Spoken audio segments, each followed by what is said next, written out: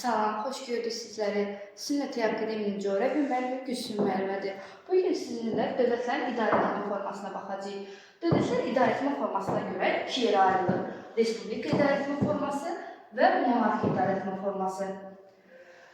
Respublika idarəetmə forması nə deməkdir? Dünya ölkələrinin ümumiyyətlə əksəriyyəti respublika idarəetmə formasına malikdir.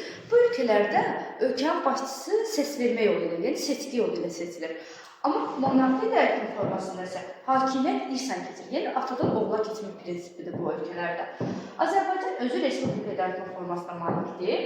Respublika idarəetmə formasında iki növ var: prezidentli və parlamentli respublika. Bunlar nə deməkdir?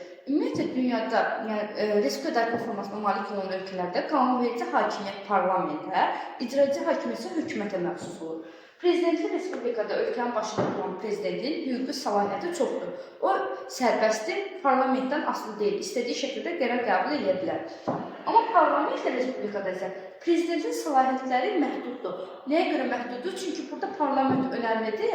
Parlamentin başında duransa baş nazir olur. Yəni baş nazirin verdiyi qərar prezidentin verdiyi qərardan daha üstündür. Ona görə parlamentli respublikada prezident deyirik ikinci dərəcəli rol oynayır. Monarxiya idarəetmə forması dediyi hakimiyyət irsən keçir, atadan oğula prinsipi. Üç növ var: konstitusiyalı, mütləq və teokratik. Konstitusiyalı monarxiyada ölkənin başında duran monarxın hakimiyyəti konstitusiya ilə məhdudlaşır. Yəni o özü sərbəst şəkildə istədiyi qərar qəbul edə bilməz. Mütləq monarxiyada isə monarxın səlahiyyətləri hüdudsuzdur. O özü istədiyi şəkildə qərar qəbul edə bilir. Və teokratik monarxiya var. Teokratik monarxiya isə o deməkdir ki, ölkənin başında hər hansı bir ruhani lider durur. Yəni dini bir lider olur.